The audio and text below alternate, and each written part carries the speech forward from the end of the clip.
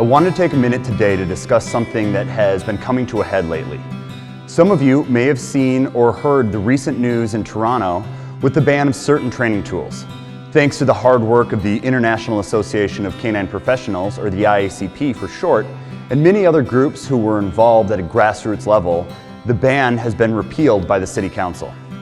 Unfortunately, they're back at it again. This time in Hillsborough County, Florida, where a new ordinance has been proposed limiting the ability of dog trainers to effectively train dogs. The ordinance requires trainers to carry a license and limits them to the use of purely positive training. The use of any other training methods will result in the trainer losing their license. And while this ordinance was started with good intentions to ensure the accountability in cases of animal abuse and negligence, it has since been hijacked by extremist animal rights organizations who have come in with their money and lobbyists in order to manipulate the language and promote their own agenda. Using words like humane or science-based with no actual science to back up their statements, these organizations manipulate public opinion through misinformation, lies, and one of my new personal favorite terms, alternative facts. The agenda of these extremist groups will hurt countless dogs and dog owners by restricting dog trainers in such a way that people who are struggling with difficult dogs will no longer have access to effective trainers. They will be left with one of two options: either surrender or euthanize their dog.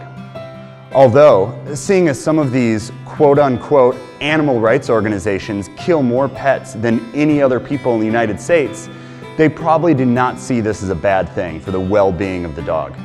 I guess death is better than a great life with a family who loves them that enforces consequences if they growl at the mailman. Don't get me wrong, I'm not out here advocating for the use of aversive training tools when they're not necessary, or by trainers who don't understand how to properly implement them. We want nothing more than the humane treatment for every dog. Balanced dog trainers are probably the most passionate people about this. In fact, they're often the ones who are willing to put in the work with difficult dogs and save them after purely positive trainers have deemed them untrainable. And while you may not live in Hillsborough County, Florida, it's foolish to think this is not going to affect you. This is how these organizations work. They start small at a local level, and with every victory they get bolder and bolder.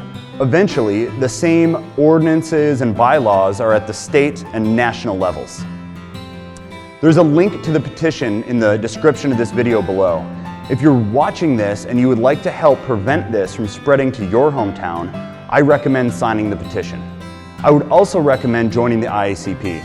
Learberg's instructor and good friend Tyler Mudo is the president of this outstanding organization, which is out there leading the fight to support open-minded and balanced dog trainers. So whether you're a professional dog trainer or a passionate pet owner, the IACP has membership options for you to get involved and help support a good cause. Thanks for watching.